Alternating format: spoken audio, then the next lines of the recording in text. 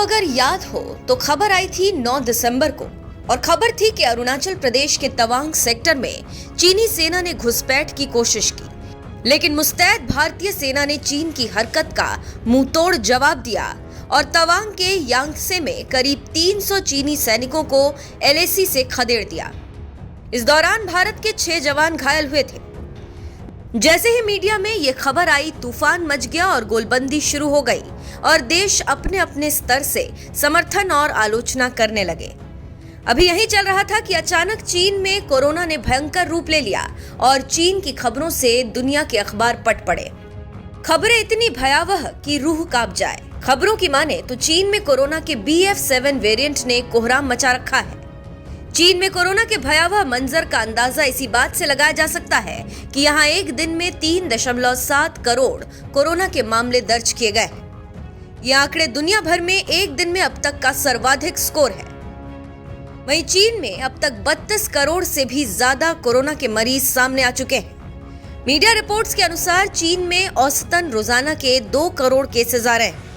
चीन में कोरोना विस्फोट को देखते हुए दक्षिण कोरिया, ब्राजील और जापान में अलर्ट जारी किया गया है और दुनिया टेंशन में है। इसी बीच चीनी विदेश मंत्री वांग यी ने बड़ा बयान दिया। चीनी विदेश मंत्री वांग यी ने कहा कि बीजिंग द्विपक्षीय संबंधों को स्थिर और मजबूत करने के लिए भारत के साथ काम करने को तैयार है।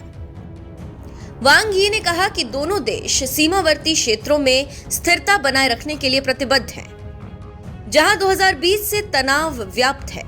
चीन और भारत ने राजनयिक और सैन्य स्तर पर संपर्क बरकरार रखा है। दोनों ही देश सीमावर्ती क्षेत्रों में स्थिरता बनाए रखने के लिए प्रतिबद्ध हैं।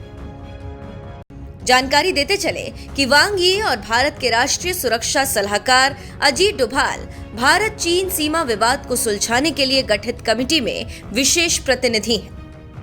ये कमेटी सीमा पर गतिरोध के मौजूदा दौर में निष्क्रिय बना हुआ है। दोनों देशों ने गतिरोध दूर करने के लिए अब तक 17 दौर की वार्ता की।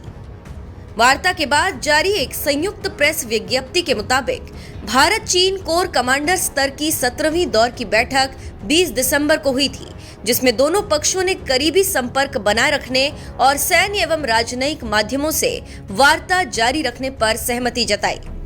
इसके साथ ही साथ अमेरिका को लपेट लिया और कहा कि अमेरिका ने चीन को अपने मुख्य प्रतिद्वंदी के रूप में देखना जारी रखा है और वो चीन को घेरने, दबाने तथा उकसाने में शामिल है।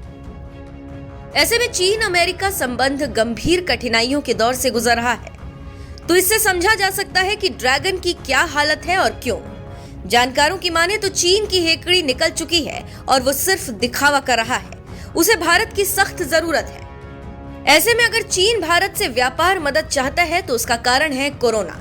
कोरोना से चीन की अर्थव्यवस्था काफी खराब है और चीन भारत से दोस्ती करना चाहता है, लेकिन भारत को सावधान रहने की जरूरत है, क्योंकि चीन पर भरोसा करना खतरे से खाली नहीं। क्योंकि चीन जब मजबूर होता है तो झुकता है और जब ताकतवर होता है तो दबाता है। अब देखना होगा कि इस ऑफर पर भारत क्या रुख अपनाता है और क्या कहता है।